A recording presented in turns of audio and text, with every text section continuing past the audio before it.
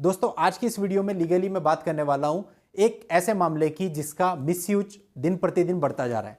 दोस्तों ये है सेक्शन 376। अगर हम इस सेक्शन की बात करें तो बहुत ही गंभीर सेक्शन है और लड़कियों या औरतों के खिलाफ जो अपराध होते हैं इसको पूर्ण रूप से प्रतिबंधित किया जाना चाहिए। इसीलिए 376 और 354 जैसी धाराएं, कड़ी धाराएं बनाई गई ताकि दोषियों को सजा मिल सके। लेकिन दोस्तों इसके साथ साथ क्या हुआ कि समाज में इसका मिसयूज भी होने लगा। आए दिन इसके मिसयूज के मामले सामने आते रहते हैं, जिसके पीछे कई सारी वजहें होती हैं। कई बार तो ये होता है कि लड़का लड़की साथ में रिलेशनशिप में है, उनका ब्रेकअप हो गया या फिर कोई झगड़ा हो गया तो लड़के के ऊपर 376 हो गया, या फिर ऐसा होता है कई बार फैमिली डिस्प्यूट्स होते हैं, रंजिश निकालने के लिए 376 हो गया, या कई बार होते हैं मैट्रिमोनियल मामले चल रहे होते हैं तो एक दूसरे के परिवार वालों के विरुद्ध 376 354 दर्ज करा दिया जाता है। तो कुल मिला के इस तरह के जो मामले होते हैं, abuse of process of law होते हैं, इसको रोका जाना चाहिए। अब दोस्तों क्या है कि जिन लोगों पे मामले दर्ज हो जाते हैं वो निरंतर सर्च करते हैं कि कोई ऐसा जजमेंट मिल जाए जिसमें ये बड़ी बड़ी धाराएं जो लगी हैं ये क्वैश होती हुई दिखें ताकि उस जजमेंट का हम फायदा उठाएं।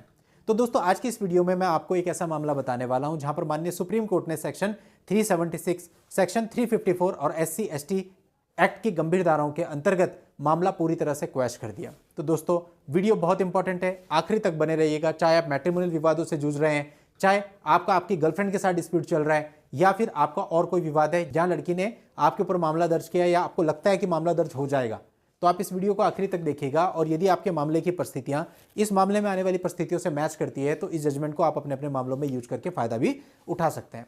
तो दोस्तों वीडियो को शुरू करने से पहले आपसे रिक्वेस्ट है कि फटाफट चैनल को सब्सक्राइब कर लें और नोटिफिकेशन बेल पर भी क्लिक कर लें ताकि इस प्रकार की वीडियोज की निरंतर जानकारी आपको मिलती रहे। दोस्तों सबसे पहले मैं आपको बता देता हूं कि यहाँ पे जो मामला था वो section 376, section 354, section 354B, 504, 506 IPC and section 3 subsection 2 subsection 5 of SC/ST act के अंतर्गत दर्ज हुआ था। अब दोस्तों यहाँ पे जो इंसिडेंट दिखाया गया था ये उस समय का दिखाया गया था जब जो पीड़िता है वो घास लेने के लिए दूसरे के खेत में गई थी और दोस्तों ये ऑफेंस रजिस्टर्ड हो गया।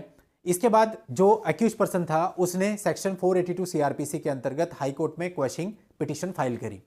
अब यहां पर उसने हाई कोर्ट में यह बताया कि यह मामला उसके ऊपर गलत दर्ज कराया गया है क्योंकि वो उस गांव का रेसिडेंट ही नहीं है और उसके बेटे के खिलाफ भी ऐसी ही कंप्लेंट दर्ज कराई गई थी जो कि गलत पाई गई थी और इन्वेस्टिगेशन के दौरान उसको खत्म कर दिया गया था। इसके अलावा उसने बताया कि जो पीड़िता है वो दूसरे गांव की है और जबकि जिस टाइप की घटना बताई गई है उस टाइम में वो CGM कोर्ट बागपत में उपस्थित था। और उसने ये भी बताया कि दोनों ही पार्टीज के बीच में बहुत सारे डिस्प्यूट्स पहले से चले आ रहे हैं, यानी एक रंजिश चलती आ रही है। लेकिन पूरे मामले को देखने के बाद हाईकोर्ट ने इस आधार पर कि पहले से डिस्प्यूट चल रहे हैं उसकी वजह से मामला ये दर्ज हुआ है, इसको मानने से इनकार कर दिया और जो क्वेश्चन पिटीशन थी उसको खारिज कर दिया। अब जो एक्यूज पर्सन था वो अपनी तरफ से माननीय सुप्रीम कोर्ट में आया।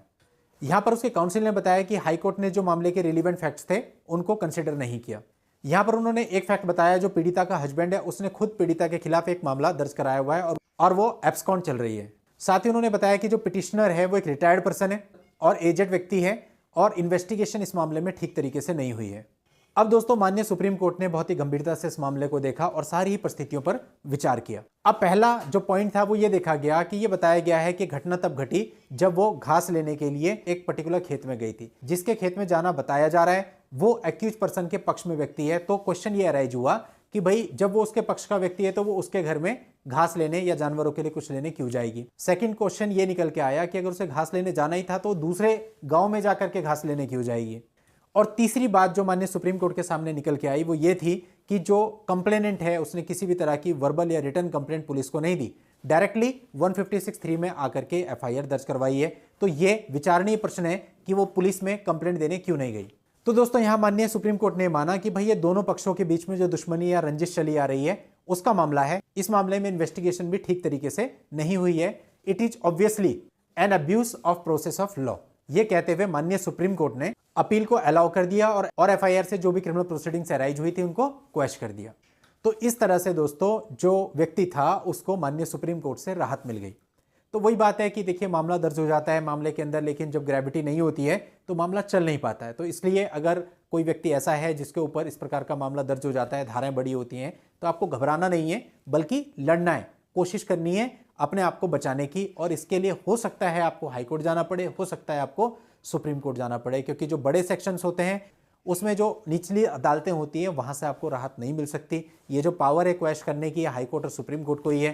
तो आपको अपर कोर्ट्स में जाना पड़ता है। तो इसके लिए आपको माइंड मेकअप करके चलना है। और दोस्तों, आप लोगों की हेल्प के लिए जजमेंट का लिंक आपको इस वीडियो के नीचे डिस्क्रिप्शन में मिल जाएगा। वहां जाके आप इस पूरे मामले की जानकारी ले सकते हैं और परिस्थितियां सेम होने पर अपने मामले में यूज करके इसका फायदा भी उठा सकते हैं। आज के इस वीडियो में इतना ही। नेक्स्ट वीडियो में नई जानकारी के साथ मैं आपसे फिर मिलता हूं। तब तक के लिए good bye and thank you for watching. Take care.